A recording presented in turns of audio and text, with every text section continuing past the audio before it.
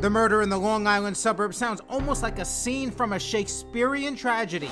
A nephew brutally kills his uncle in a fight over an inheritance. Jonathan Roman, the person who murdered my father, was threatening my father only 3-4 days before he was murdered. Jonathan Roman murdered John Frankowski Sr. Cops say this surveillance video shows him stuffing the body in a trunk. He later buried the body behind his mother's house.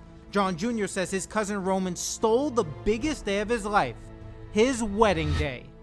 It seems the tragedy is just compounded. Yes. Right before you're about to get married, and your dad is slated to be your best man, he's murdered literally within weeks of you getting married. We buried him 2 weeks before I was married. In the midst of his grief, John Jr. says he was forced to make a difficult decision. Jonathan Roman already took my world away from me. I wasn't going to allow him to take another thing away from me, and that was my wedding day. So I went through with it. What was it like to be up at the altar, knowing that the person you asked to be your best man couldn't be there, your dad, because he was murdered? I mean, were you even able to enjoy your wedding? No. I could not enjoy my wedding. In fact, where he should have been standing, I left an open space for his presence. John's daughter Kim says her dad was taking care of his ailing mother, and her aunts were not too pleased. And how did your dad take it? He was not happy about it. When Kim's grandmother died, her dad became the executor of her estate, worth over $200,000. She claims her aunts wanted their share of the money immediately. He was grieving his mother. I think he was moving as fast as he could, but it wasn't fast enough for them. Was greed the motive behind John Frankowski's murder? That's what Kim and her brother John Jr. are claiming in a civil suit against their aunts Sandra and Anne Marie. They claim Sandra, the killer's mother, ordered the hit, and that the aunts, quote, conspired to kidnap and kill John S. Frankowski Sr. and then hide his body so he could no longer administer the estate. This is your family, Kim. No, they are not my family. They never have been family. When people ask if I have relatives in New York still, no, I do not.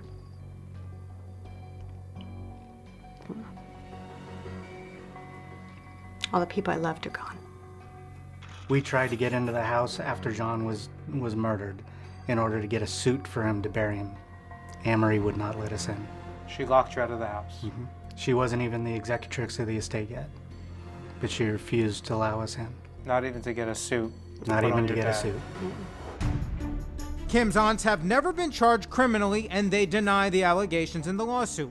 Jonathan Roman's defense attorney telling a Long Island newspaper the argument that led to Frankowski's murder was, quote, fueled by Roman's ongoing struggle with drugs and alcohol, and that, quote, Jonathan is extremely remorseful for the devastating outcome of his actions. Roman admitted he killed his uncle and pleaded guilty to second-degree murder. What was it like to be in the courtroom when Jonathan got sentenced? You're in the same room. Again, the hardest thing ever. Very surreal, kind of an out-of-body experience. When they brought him in, just seeing him was horrible. What about other members of the Roman family? They were not there. They weren't even there. Nobody was there. You've heard Kim's claims about her strained relationship with her aunt Sandra, and her claim she orchestrated the killing. So we went to Sandra's house to get her side of the story. So Sandra's being accused of dispatching her son to take care of her brother, his uncle. Serious and just wild accusation. So we're gonna see what Sandra has to say about that. Let's go ask her. I walk up to her door. It's open. Someone is home. I ring the bell. Miss Roman, hi, Jason Matera, Crime Watch Daily. Miss Roman, we're just doing a story about your brother's murder. Why would you shut the door? She shuts the... You don't even know what we're going to ask.